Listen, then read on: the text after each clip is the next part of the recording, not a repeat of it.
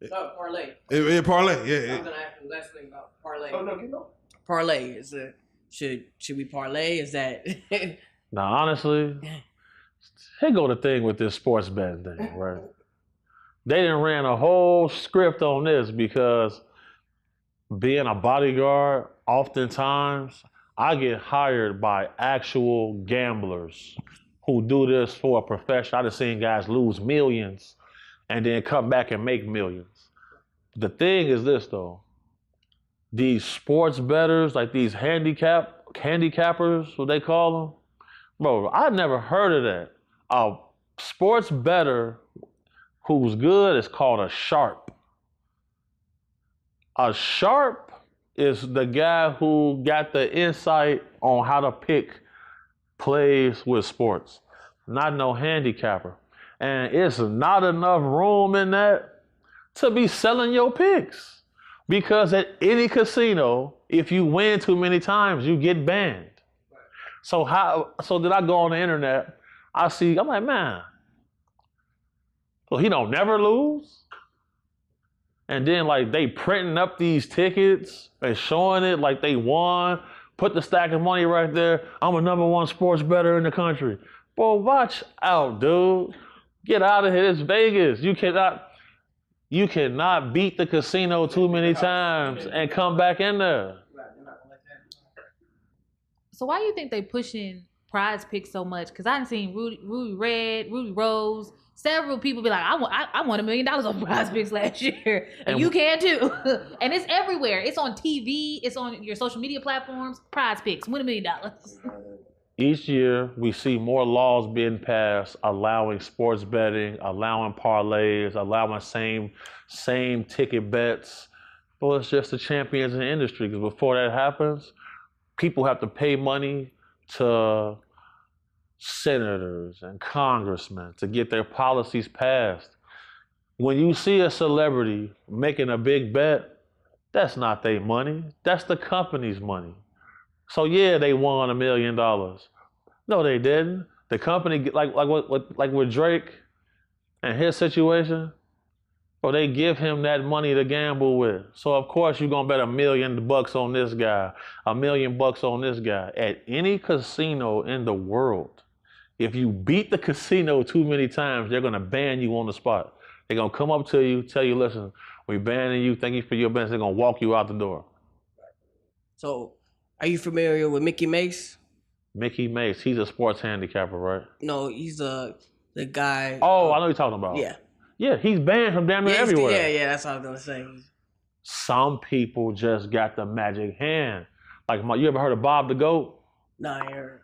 He be with Hustle Cartel. They be shooting the dice. Yeah. Okay, yeah. Bro, I've been with them. Bob, Bob was Chicago basketball legend, point guard, right. Street guy though.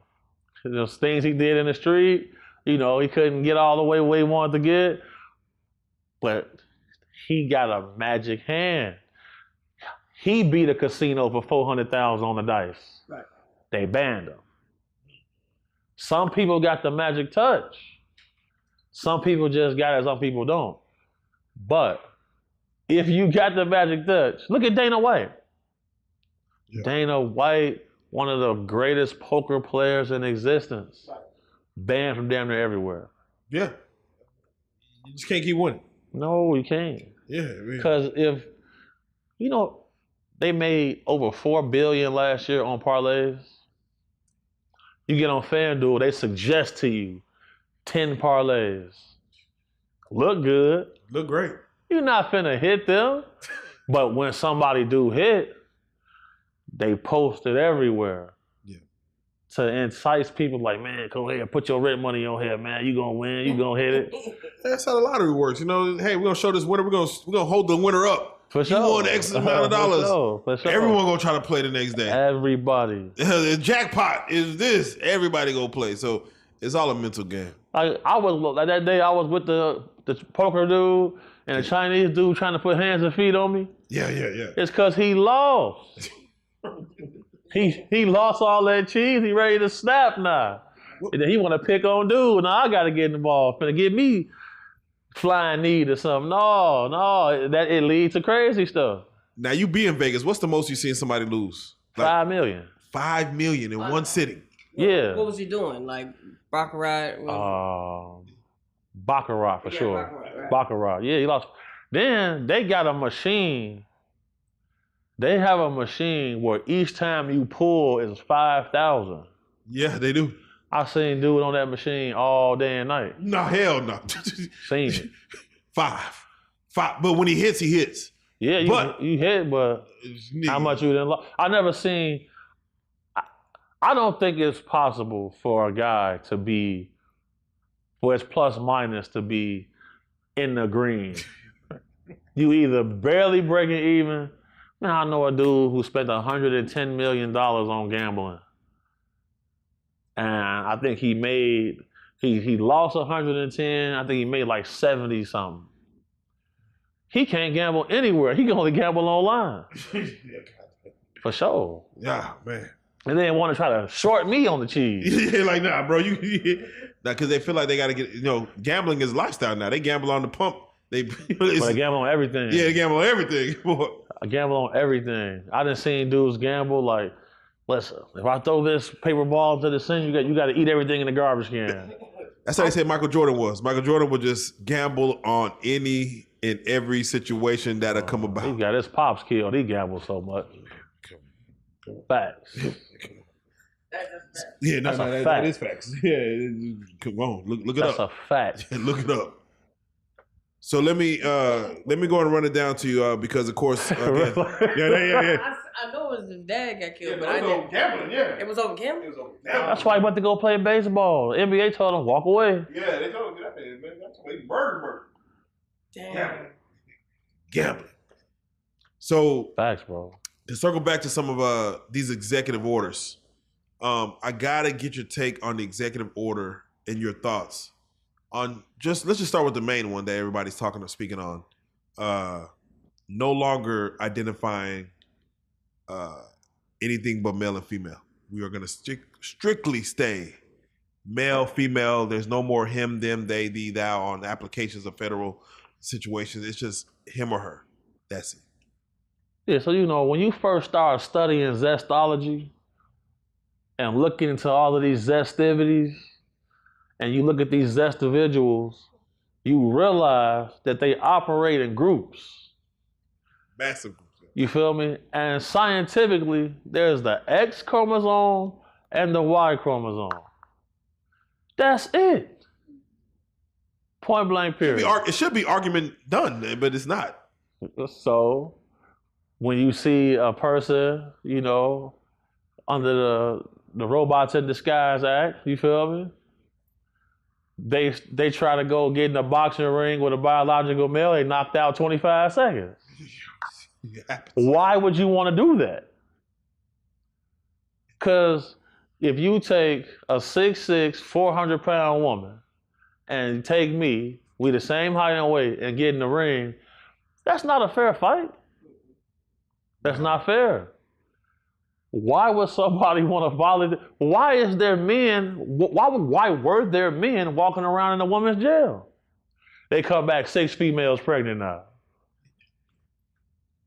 That's still a man, Joe. Phone now. What are you doing? He in here getting horny as hell. Hold on. So come on, it's not going like that. When you see him saying all transgender women, men, I don't even know, but all the transgender people in female jails have to now go back to all predominantly male jail.